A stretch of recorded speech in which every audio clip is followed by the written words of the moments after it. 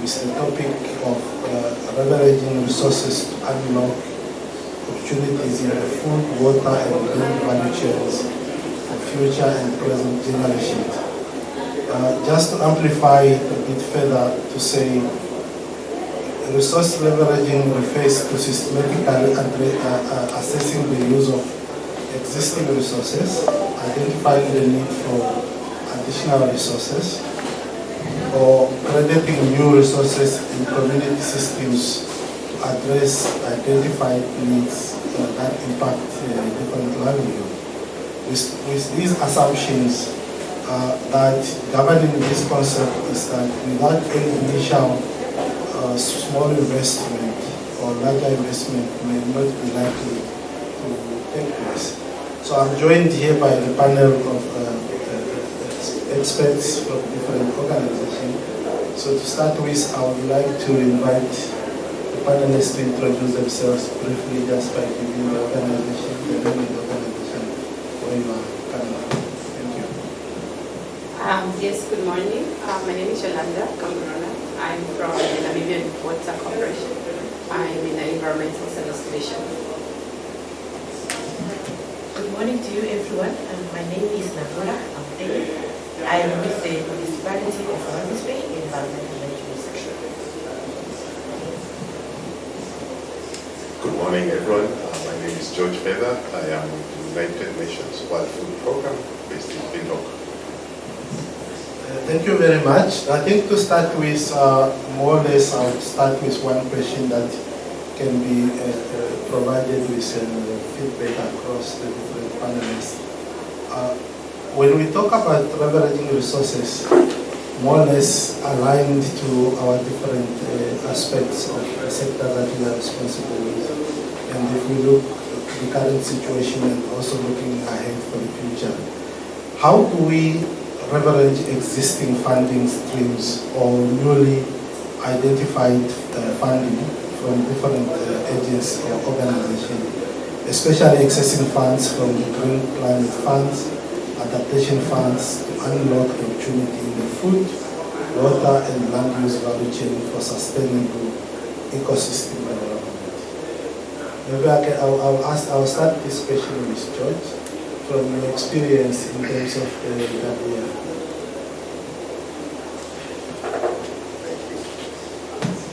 Thank you, Dr. Fidelis. If I look at the communities we work for, I have been in Namibia for 3 years now. The first year I traveled to every region of the 14 regions. There was always a need for more investment made into value chains. Everybody we work with in the community complains face challenges of growing horticultural products that are going to waste because of lack of market. And I have to praise them because there's a resolution to that problem over the last 2 years. Because the last 6 months I've spent a lot of time also in the same villages, and now it's a different challenge. A few weeks ago I was in a village called Sesfontein in Kunene, and we addressed and found out from the women farmers what's the biggest problem. They can find a market now because they have been trained how to deal with value chains, but they addressed their challenge as water. So recognizing that the grassroots-based communities are seeing the investment needed in water is one of the most critical areas that gives us momentum to deal with, for example, the GCF and other investment partners that we are addressing, that water is a priority whenever we address agriculture, whenever we address food. Gone are the days when food security was only food security as a siloed approach, but now it's food, water, energy nexus has to be addressed closely. And it's amazing that it's not just the people who are sitting writing the documents and also notice that, but also the community itself, who tell you there is no need of us addressing food issues if we don't address water. So the investment in the water and energy combination is a very critical area.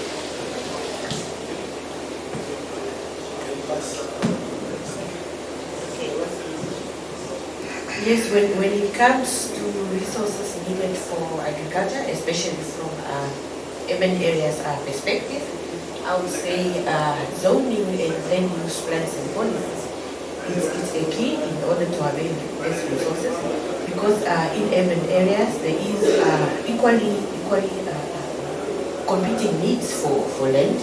We've got housing needs, we've got residential need, and I would think in order for us to leverage resources to make land available, we need to have policies and zoning structure so that when we are developing our urban areas, we have a component of urban agriculture in mind, so that when we are creating pockets of land, we can create for all the industries. Equally, when we are creating for industries, we can also make plots for agriculture. We can also make policies that encourage the residents to make use of their space through either backyard gardens. But the most important one, it comes actually for planning and zoning, so that we have agriculture in mind when we are developing our townships. So in terms of water supply, or from the bulk water supply perspective in Water, I agree that there is a need for more investment in the, say, water supply, the infrastructure related to the supply of water. So you mentioned, Doctor, you mentioned that the people in Sesco, they were not complaining, but they indicated that they needed water. So I think as part of our strategic objective of water resource management or planning of our water resources, that is very vital to us. And then also in terms of the available climate financing, I think from NEMWater we have had a successful implementation of piloting of 2 desalinated brackish water desalination plants that was funded by the Adaptation Fund. So that was to make the villages more climate resilient. So in terms of infrastructure planning, there are also other finances. We have been financed now through the Namibia Water Sector program, where we are being financed by the African Development Bank, where we are building some of the water treatment plants to sort of increase supply to some key areas or areas in the north. So I agree that water investment, financing of the water is of the water sector is very vital, because Namibia, as we all know, is a very arid country.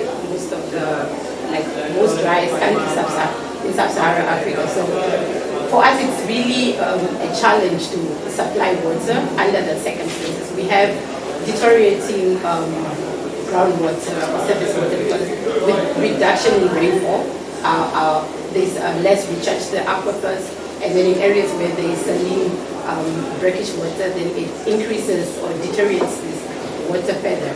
And then obviously in areas where there's a lot of urbanization, we have issues of pollution that is then also leading to the pollution of our surface water. Then with reduced runoff, then it's also affecting the water that we have. And then I think what NEMWater is trying to do now is we are trying to increase supply to like the coastal area, for example. We have a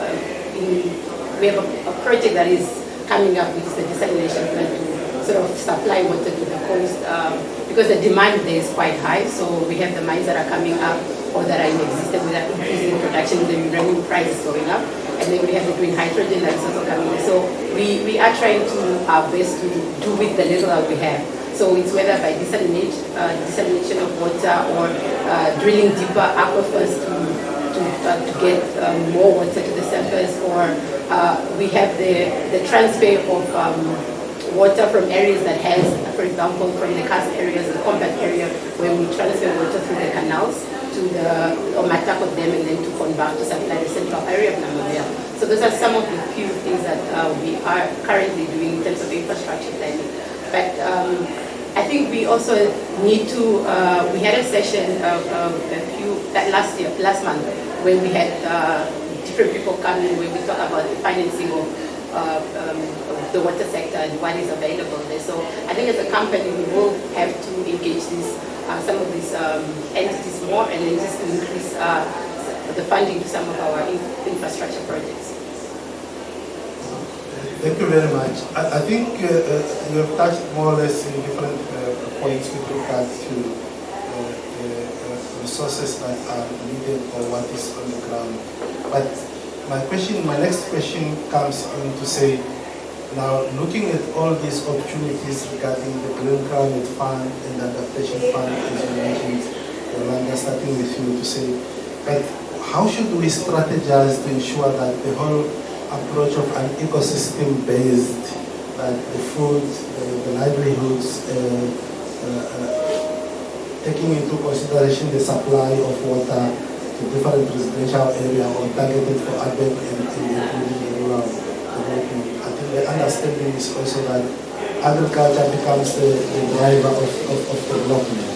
But what should we strategize, or what is it that has been done holistically to ensure that the little resources that we can able to attract as a country, we can able to distribute it equally to benefit all the needed different sectors?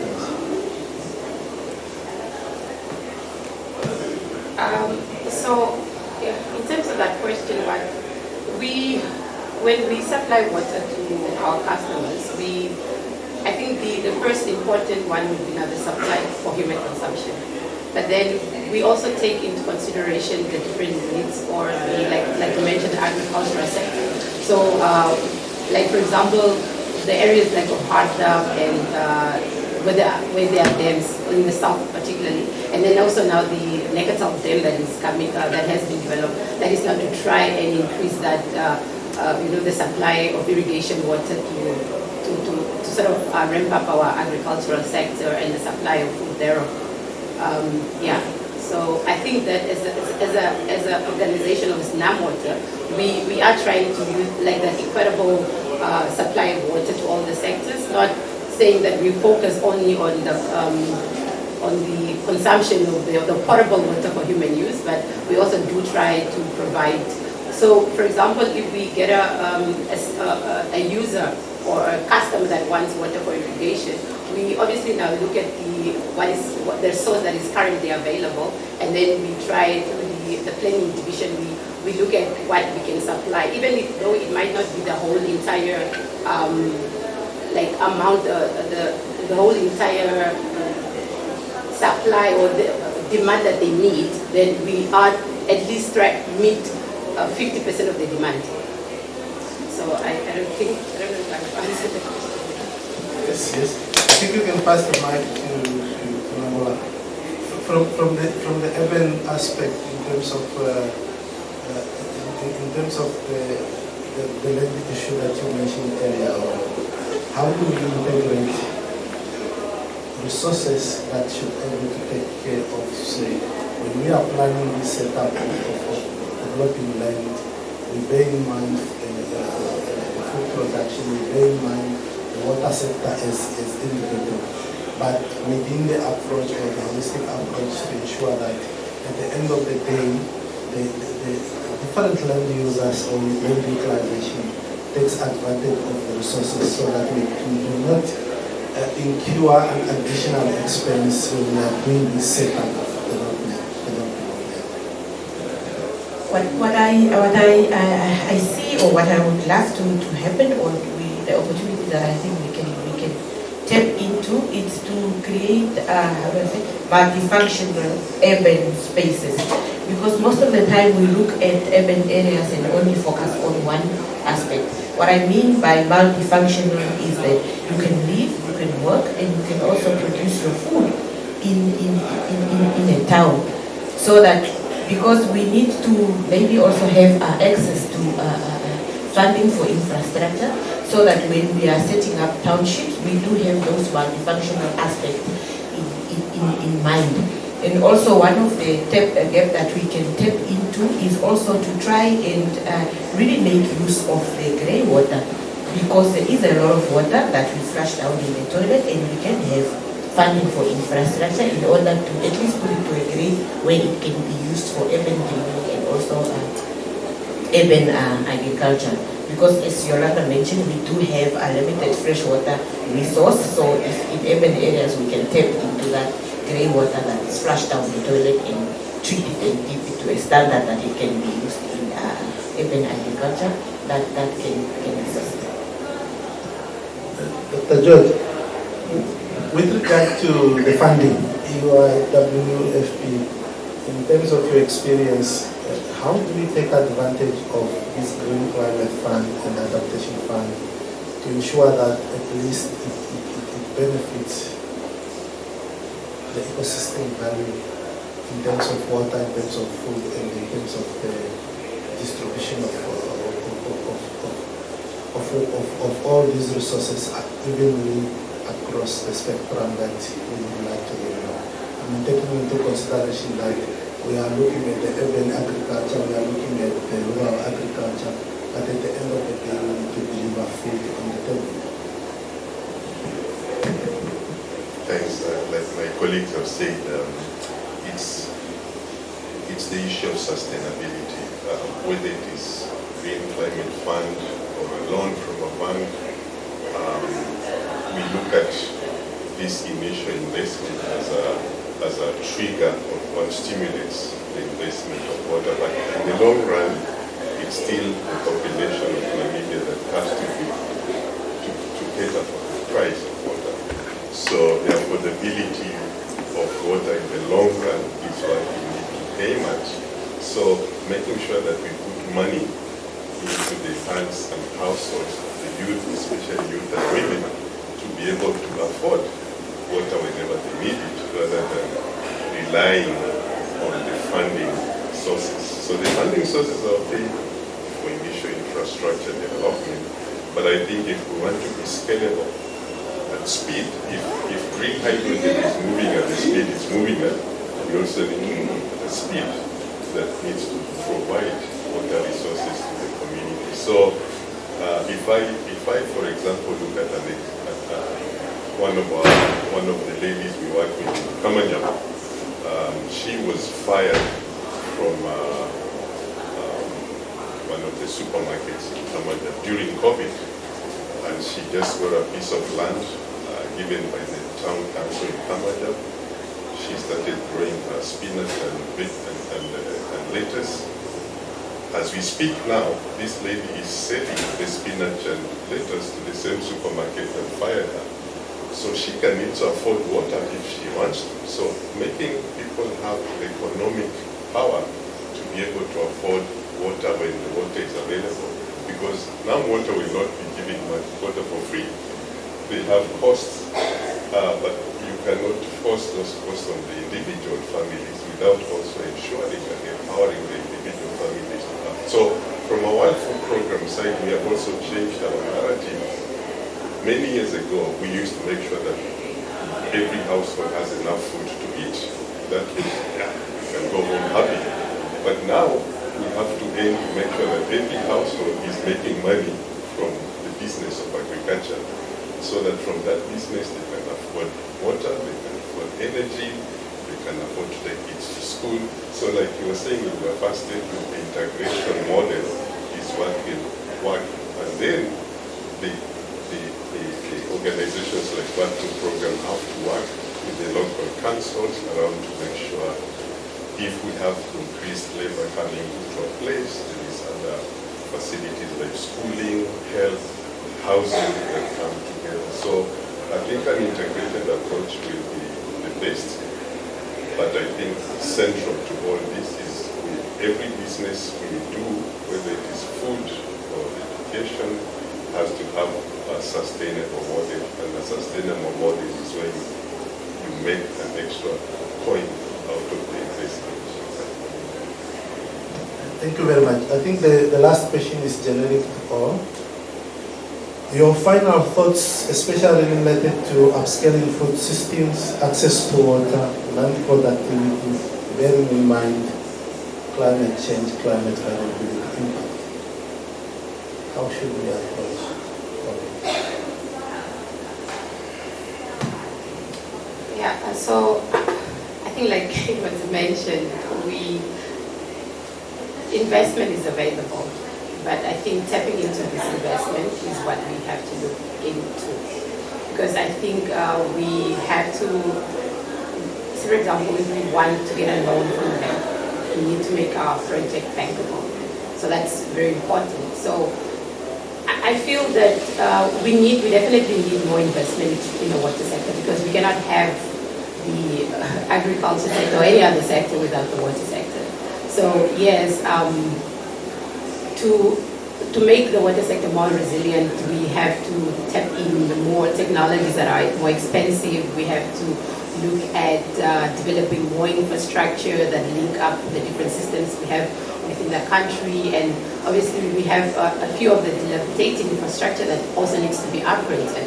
So investing in the water sector, I think it's vital to ensure that we have that climate resilient, or that the water sector is climate resilient. Then all the other sector that follows will have some sort of an opportunity to also be resilient. Yes, I would just like to add on what Yolanda is sharing, because when it comes for urban environment, the person comes, for example, to one place to look for a job, and then they lose the job, and then they find themselves not having anything to do. So it's also like if you are establishing a garden, you need to pay for that water. So it will be good if we can also have an opportunity to do private funding, if there can be modalities for local authorities to also submit their projects for funding, so that, because we also operate on cost recovery, but then the person would decide, do I have to pay for the water that I water on my garden? Do I have to buy food on my table? And also providing them with smart technology, so that it's not heavy water consumption or minimization of water consumption at household levels or at local levels. Thank you, Yolanda and Nangula have covered everything, but I think the only area that for me I will spend the next 1 year of my remaining time in Namibia to do is to always make sure that the communities we visit, we look at food through the lens of water, climate, energy for every household. And I think I'm so excited about the consciousness that is also at community level. So how do we leverage we have a partner called Joseph. He's based in Berseba, for example, in Karas region. 3 years ago, he used to grow beetroot and green pepper and supply to supermarkets in Kitmans. Recently, he starts talking about, I am now saving 50% of the water I used to use. So having that consciousness also of the community, how efficient do they use water, just because, as Nangula said, the efficient use, having a greenhouse instead of an open ground.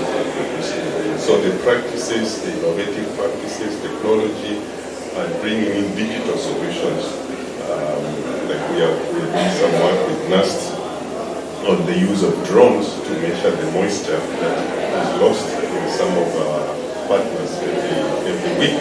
That helps us to also sort of have metrics and data that helps us to provide information that is needed for things like the Green Climate Fund. So much as we apply for the funds that are available, I think the use of those funds and the exploration of other opportunities for the future, when these funds dry up, how are we going to sustain our projects? So if these funds dry up and our people are already rich, that's fine. But before we get there, we have a lot of work to do. Thank you very much. I think we've come to the end of our session and discussion, but I think in summary, I think what it looks like is saying us to regulate resources and unlock the opportunities in the water, in the food, and land value chain. The critical aspect is infrastructure development, especially that we can't separate agriculture with water. I think the first thing should be we utilize developing infrastructure to bring resilience within the agriculture sector through the water development and so on. So I think we have a huge task ahead of us as a nation to develop the ecosystem-based approach to ensure that we integrate the water sector, the food production, and land-driven or self-driven to ensure sustainable development. Thank you very much.